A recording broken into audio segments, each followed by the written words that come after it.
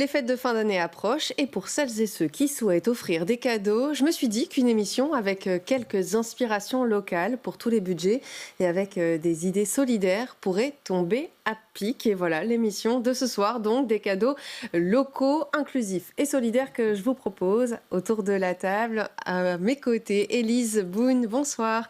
Vous êtes la fondatrice de l'ASBL Fais-le toi-même. Comment est-ce qu'on peut définir cette ASBL qui, ces dernières années, s'est vraiment développée énormément? Oui, alors Fais-le toi-même, c'est une ASBL parapluie. On a beaucoup de projets, comme tu le dis. Mais principalement, Fais-le toi-même, on est une ASBL qui accompagne les porteuses de projets créatifs, durables, engagés et pionniers dans le développement de leurs propres projets. Avec la spécificité qu'on essaye que ces projets soient le plus alignés à elles-mêmes, connectés à la communauté et avec un impact positif sur l'ensemble de l'écosystème. Avec des marchés artisanaux qui sont organisés. On en parlera dans un instant. Iris Eusel, bonsoir. Vous êtes en charge de la boutique Made in Anderlecht. Ça se trouve rue Woyer, à Anderlecht. Donc, avec cette spécificité que tous les produits qu'on y trouve viennent de Anderlecht et alentour. Ouais. Donc, pas de très loin. Donc, nous sommes un magasin et nous vendons des produits locaux. Donc, des bières, des fruits, des légumes, mais tout est fait en local. Donc, Anderlecht et alentour. Donc, il y a une partie épicerie et puis, au fond du magasin, il y a une multitude de petits objets de création qu'on découvrira au cours de cette émission. Fabrizio Folacchio, vous êtes directeur de la SBL Help Animals. Et si je me suis permise de vous inviter ce soir, c'est parce que je voulais vraiment faire des propositions de cadeaux dématérialisés et donc, en l'occurrence, des dons qu'on peut aussi faire à la SBL. Oui, tout à fait. Donc, pas des cadeaux animaux, je vais dire, mais des dons de soi. Donc, ou des cadeaux donc, un peu plus solidaires, je dirais plus. Donc, soit en s'engageant comme bénévole, soit en faisant un don au nom d'une autre personne. Un style de, offrir un parrainage, par exemple. Parrainer un animal, donc ça peut être sympa. Vous avez actuellement combien d'animaux chez Help Animals? Alors, si on se concentre à Anderlecht, parce que vous avez plusieurs refuges. Voilà, donc à Anderlecht, on a des chiens et des chats. On a plus ou moins une quarantaine de chiens en permanence et une centaine de chats. Donc, le refuge est bien rempli. Oui, avec des besoins, on peut s'en douter.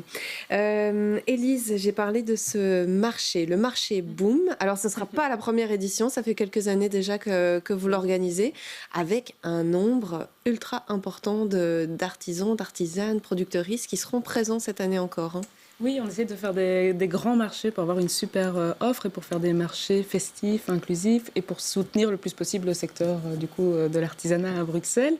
Donc cette année, on vise 115 artisans, artisanes, créatrices. Ouais, de quoi trouver son bonheur. Quel type de produits est-ce qu'on va pouvoir découvrir? C'est hyper large, c'est un peu toutes les catégories de l'artisanat de bouche à l'artisanat vraiment usuel. Donc il y a de la céramique, du bijou, du textile, du design, des produits plutôt pour enfants, des boissons, de la tisanerie. En fait, il y a vraiment des catégories énormes. Et chaque année, il y a de nouvelles catégories qui arrivent. Et quels vont être les critères de sélection? Parce qu'on s'inscrit pour pouvoir participer à ce marché en tant qu'artisan, qu'artisane. Mais il y a des critères, j'imagine. Oui, on fait une sélection. C'est pas facile chaque année.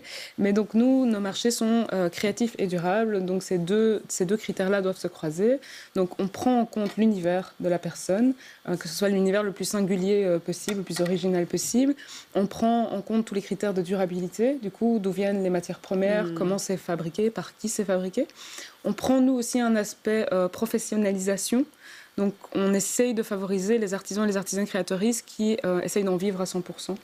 Un petit peu moins les amateurs, sauf s'il y a cette volonté d'essayer d'en faire son métier. Et puis, on essaie de faire une espèce de curation. Donc, il y a une sélection esthétique, d'essayer d'avoir un fil rouge dans le marché, plus la concurrence, qui est pas trop d'objets qui se ressemblent, et encore les prix, qui est un panel de prix qui a eu du petit prix au moyen prix. Oui, ce côté budget grand écart, c'est aussi ce qu'on retrouve chez Made in Anderlecht. Alors vous, là, une boutique qui est super chouette parce que... Non mais c'est vrai, moi j'ai eu l'occasion d'y aller pour l'émission After, mais c'est vrai que de se dire qu'on est là dans une boutique déjà pérenne, parce que ça fait quelques années que vous avez ouvert, qu'on n'est pas sur 3 jours d'événements où il faut absolument être présent dans la capitale pour découvrir tous ces produits. C'est quand même assez exceptionnel à Bruxelles d'avoir ce type de projet-là. Voilà, oui, et on en a pour tout budget. Des petits prix. Nous, on veut juste que le producteur reçoit le juste prix et qu'il est rémunéré pour le travail qu'il a fait. Mais on a de tout budget. On a des bonbons, des biscuits, encore beaucoup plus, des objets artisanaux, des boucles d'oreilles, mais ça passe de 10 € à 35 € aussi. Donc, beaucoup de créations qui sont faites. Enfin, toutes nos créations sont faites par des Anderlechtois. Et voilà. Comment ça fonctionne? Est-ce que ce sont les Anderlechtoises et Anderlechtois qui produisent, qui viennent vous trouver en disant bah voilà, je viens de lancer telle gamme de produits ou je viens de confectionner tel type d'article? Ou est-ce que c'est vous qui faites une petite veille, qui regardez aussi ce qui se fait? On regarde aussi la concurrence.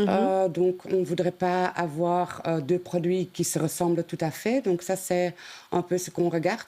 Mais pour le reste, tout le monde qui veut tester un produit est le bienvenu dans le magasin aussi. Des gens, nous, on a des amateurs, mais qui sont professionnels, qui ont leur numéro d'entreprise et tout ça. Donc voilà, tout le monde est le bienvenu. Et ça passe un peu des deux côtés. Parfois, tu t'entends dire, c'est beaucoup de bouche à oreille, que les gens disent « Ah, mais cette personne crée ça, ça peut être chouette dans la boutique. » Donc, on rencontre les gens et voilà, on trouve un accord à court ou à long terme. Ouais, et à côté de ça, c'est une boutique qui est extrêmement conviviale parce qu'il y a la possibilité de prendre un petit thé, un petit café. Et ce que moi j'avais noté, c'est ce côté de proximité, c'est le lien social qui se fait dans cet endroit vraiment. Oui, on a vraiment la chance avec le local dans lequel on est. Qui est mis à disposition par la commune. Donc, on a une petite terrasse, un petit jardin. Donc, en été, on peut profiter du jardin aussi. On sert tous les boissons, café, thé. On travaille aussi avec le traiteur Napta qui nous fait des excellents plats couscous. De quoi sélectionner ces petits cadeaux de fin d'année en étant très très bien accueillis. Donc, Fabrizio, je l'ai dit, si on pense solidarité, alors on prend l'exemple des refuges, mais on citera d'autres exemples de cadeaux solidaires auxquels on peut penser. À quoi vont servir les dons qu'on peut faire? Si demain j'ai envie d'offrir voilà, à ma meilleure amie le fait de faire un don à un refuge animalier parce que le bien-être animal compte pour elle, à quoi va servir ce cadeau? En faisant un don à l'association, vous permettez à l'association de vivre parce qu'on ne vit pas des subsides, on n'a pas de subsides. Donc c'est vraiment la générosité des gens et l'aide des gens. Donc c'est certain qu'en faisant un don à une association comme la nôtre, vous donnez la possibilité à des animaux d'être pris en charge, d'être soignés et de retrouver une nouvelle famille. Donc ça va autant couvrir les frais vétérinaires que les croquettes? Tout à fait, donc tout rentre dans une caisse et on paie les factures avec cette caisse-là. Et puis ça nous permet aussi d'améliorer le confort des animaux pour assurer leur bien-être. Parce qu'il faut savoir quand même qu'un animal qui a été abandonné ou qu'on a pris en charge suite à des maltraitances ou des négligences a besoin de retrouver du confort et de se restabiliser. Et donc tout ça, ça fait partie d'un travail collectif. Donc on a des soigneurs qui tous les jours œuvrent pour redonner ce confort et cette chaleur humaine aux animaux qui sont perturbés d'être là, d'être dans des box et d'être entre guillemets en stand-by, le temps de trouver une nouvelle famille. Est-ce que, comme on dit, il n'y a pas de petits dons Est-ce Il n'y a qu'on pas peut de faire... petits dons parce que c'est vraiment voilà, que le moindre euro est utilisé à bon escient.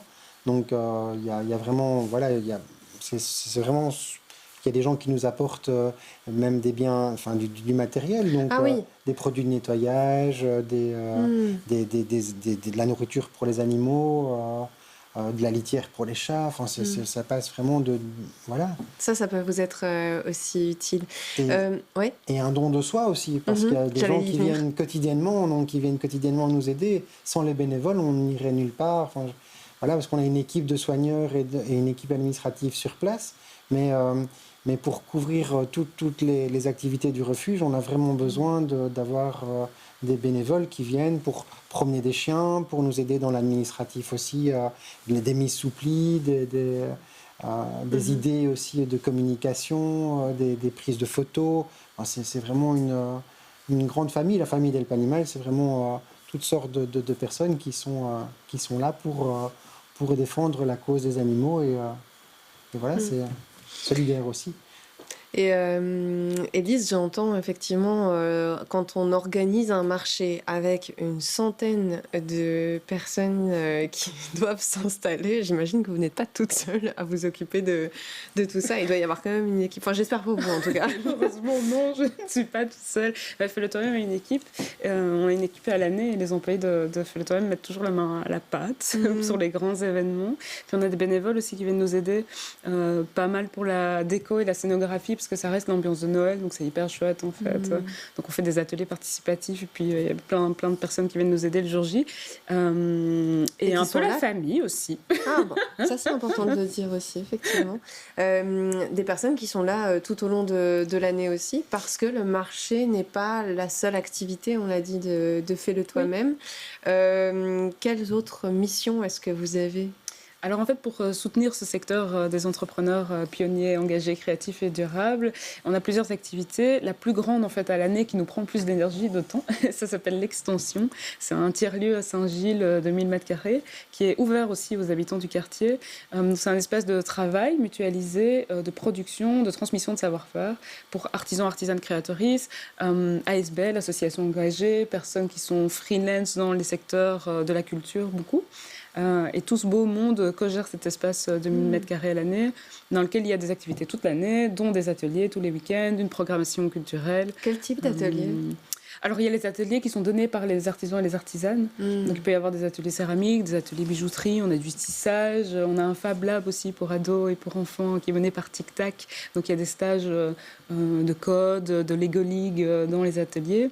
Donc c'est vraiment une ruche, c'est une grande fourmilière hyper créative qui est ouverte toute l'année, pour lesquelles on essaie d'avoir des bénévoles à l'année, mais on a plus de bénévoles sur les événements. C'est plus facile sur les événements. Donc on est vraiment dans l'apprendre à faire soi-même aussi. Et ça, c'est une autre inspiration, sans doute, pour ces fêtes de fin d'année, si vous comptez faire des petits cadeaux autour de vous. Le DIY. Alors, c'est pas nouveau comme concept, évidemment, mais je vous propose ce petit focus avec les réseaux sociaux comme inspiration. Qui se souvient d'Art Attack ? Cette émission d'origine britannique faisait sensation à la fin des années 90 auprès d'un très jeune public. Réservoir inépuisable d'idées de bricolage à faire soi-même. Le concept était très simple, celui du DIY, le Do It Yourself. Tu veux recycler une brique de lait pour en faire un vase ? Aujourd'hui, il suffit de se balader sur les réseaux sociaux pour se laisser inspirer de travaux manuels à réaliser soi-même et on brasse large. Réparer, créer, réutiliser ce qui pourrait être considéré comme des déchets, les idées ne manquent pas. Et rien de nouveau puisque ce concept du do-it-yourself tire ses origines de la contre-culture punk des années 70. Il est alors question de se réapproprier les savoir-faire et surtout s'émanciper de la société de consommation. That's capitalism, baby. Et cette économie de la nécessité s'observe surtout dans les moments de crise. Difficile de ne pas faire le lien avec ce chiffre que Stadbel a publié. 1 Belge sur 5 est à risque de pauvreté. Et les fêtes de fin d'année font partie de ces moments d'ultra-consumérisme. Alors pour faire plaisir à petit prix, les idées ne manquent pas, notamment sur les réseaux sociaux. On peut trouver cette inspiration, par exemple, de vide-poche à base d'argile autodurcissante à un peu plus de 2 € le kilo, ou encore cette petite épicerie réalisée uniquement avec les cartons. Il faudra simplement ne pas sortir ses sacs jaunes et prendre un peu de temps. Bon voilà, en espérant vous avoir donné quelques petites inspirations. Alors le faire soi-même, c'est exactement ce que vous faites, vous, hein, Iris.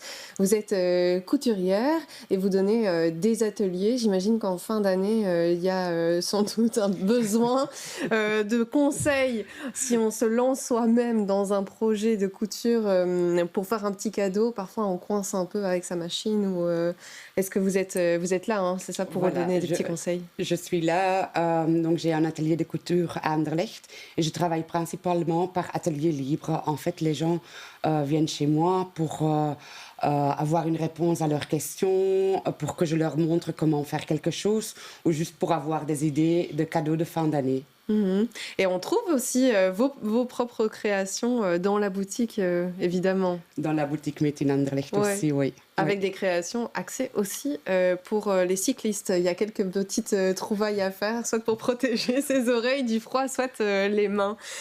Fabrizio, est-ce que vous êtes bricoleur, vous, Manuel? Pas vraiment, mais par contre, j'apprécie énormément l'artisanat, donc ça me fait plaisir d'entendre autour de moi qu'il y a des endroits où on peut trouver le cadeau original qu'on va offrir. Donc, Et justement, en parlant de cadeau original à offrir, est-ce qu'un animal salé, un cadeau? un animal n'est pas un cadeau. Donc, nous, on essaie de bien démontrer en fait le fait que pour avoir un animal chez soi, il faut la volonté de l'avoir. Donc, c'est pas toujours bien accueilli. On se rend compte aussi après les fêtes qu'il y a quand même beaucoup d'entrées au refuge, des animaux qui ont été offerts et qui n'étaient pas désirés. Donc je pense que offrir un animal, c'est pas une bonne idée. Peut-être suggérer le fait d'offrir un animal, ça peut être bien perçu. Ouais. Mais c'est vrai qu'à chaque début d'année, on en parle énormément dans les médias.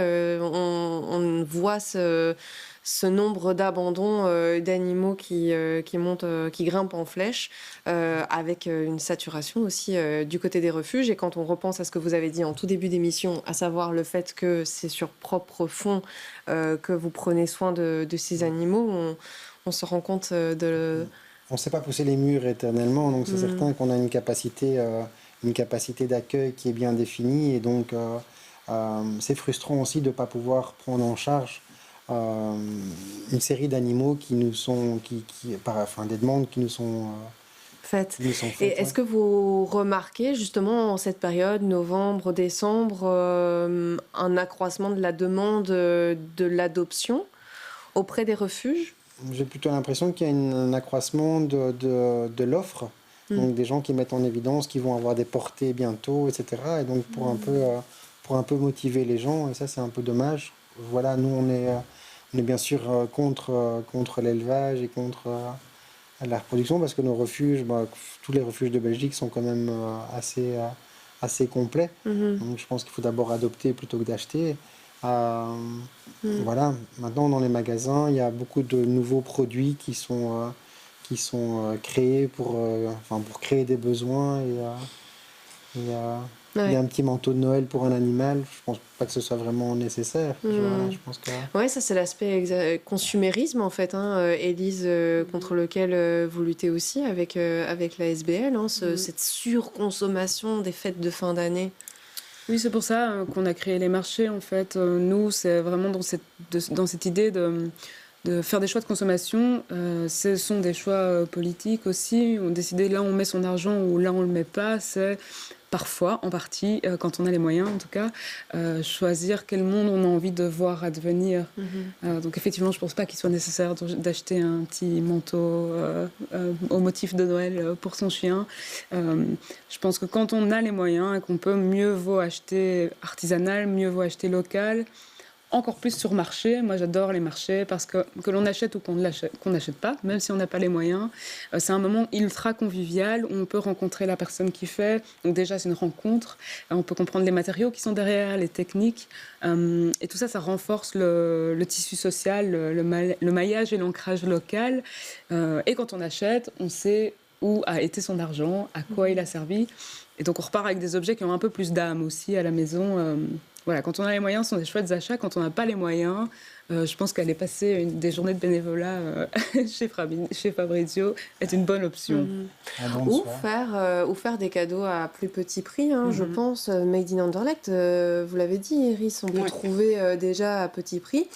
Des petits prix pour des produits qui vont aussi bénéficier à la société dans son ensemble, des produits solidaires. En fait, je pense notamment à l'une des bières et limonade que vous proposez en boutique. Oui, c'est la Sans-Pape. Ouais. Donc la Sans-Pape, c'est une bière qui est brassée à Anderlecht aussi, qu'on vend dans la boutique. Et une partie est donnée à des gens sans papier, enfin une association qui est derrière.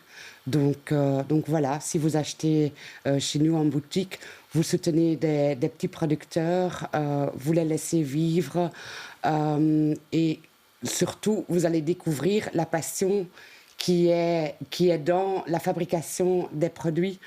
Parce que chez nous aussi, donc notre magasin tourne aussi avec des bénévoles qui vous expliquera avec autant de passion le produit, mais il y a aussi certains producteurs qui font des permanences en magasin, donc vous allez les rencontrer aussi, découvrir leur passion, les ingrédients, comment eux ils fonctionnent. Donc, avec la possibilité, voilà, on le voit à l'image justement de faire un petit panier avec différents produits, notamment cette boisson produite par l'association Sans-Pape, mais aussi d'autres petits produits. Ça aussi, c'est une petite idée pour les plus gourmands et gourmandes d'entre vous. Est-ce que vous avez d'autres idées comme ça de cadeaux solidaires? Je pense notamment à Oxfam qui propose... moi, l'an dernier, pour tout vous dire, j'ai été marraine, je suis devenue marraine d'une petite chèvre. Alors évidemment, les fonds, les bénéfices de ce cadeau ont servi à d'autres projets auprès d'Oxfam, qui a des boutiques solidaires à Bruxelles. En fait, quand on commence à y penser, il y en a plein de ces projets solidaires, soit effectivement de donner du temps de soi, soit des fonds et des dons, pardon. Est-ce que vous avez d'autres petites idées comme ça en tête? Moi, je n'ai pas d'idée précise, mais vu le constat qu'il y a à faire sur le milieu associatif bruxellois en ce moment, je pense qu'il y a énormément d'associations, notamment directement pour l'aide aux sans-papiers ou l'aide aux personnes sans domicile fixe, qui cherchent énormément de petits coups de main, voire de cadeaux faits main, voire de boîtes à cadeaux. J'allais y venir, il y a pour les les fêtes de- shoebox aussi. Oui. C'est vrai que ça, c'est une démarche qui existe depuis quelques temps aussi. Au début du mois de décembre, il est possible de constituer des boîtes avec notamment des denrées alimentaires. Alors pourquoi pas faire un mix de tout ça pour pouvoir offrir à des personnes qui en ont besoin. Fabrizio, donc, si on souhaite faire un don à l'association, tout se trouve sur votre site, Sur le site, j'imagine. www.helpanimals.be. Il y a toutes les manières de faire un don et toutes les manières de nous aider aussi. Donc, que ce soit dans des collectes de nourriture, des collectes d'objets, de produits de nettoyage, mais surtout aussi une aide personnelle, donc en venant dans nos refuges, ne fût-ce que déjà visiter et voir ce qu'on fait, pour pouvoir après en parler. Et le bouche à oreille, c'est la meilleure des publicités, et c'est tout à fait gratuit, donc c'est sûr que... Voilà. Mais, et aussi peut-être parrainer un animal, c'est comme vous l'avez fait, nous aussi on a des animaux à parrainer au refuge. Ah bah voilà. Il y a des animaux qui ont plus de mal à se faire adopter, et parfois être leur bonne étoile, ben, ça peut être Si on une n'a bonne pas la chose. possibilité de l'accueillir soi-même Tout à fait. à la maison, de pouvoir parrainer ou marrainer. Iris, la boutique accueillera évidemment ces fêtes de fin d'année la clientèle. Rendez-vous rue Royer 135, donc à Anderlecht, vous êtes ouvert. du mardi au samedi, de 11h à 18h. Ah ben voilà, donc à découvrir à Anderlecht. Quant à vous, Élise, eh bien le marché Boom se tiendra Alors du 12 au 14 décembre et c'est à Your Square à Ixelles. Ouais, il fallait un grand espace pour accueillir tout ce beau C'est monde. une grande halle. Moi, je ne manquerai pas d'y passer. Merci à vous trois pour ces inspirations cadeaux. J'espère qu'on vous aura donné effectivement quelques petites idées. Et comme toujours, elles se retrouveront dans l'article qui accompagnera cette émission sur notre site internet. Merci encore une fois de nous avoir suivis ce soir. Je vous souhaite le meilleur pour cette fin d'année. Allez, à très vite sur BX1.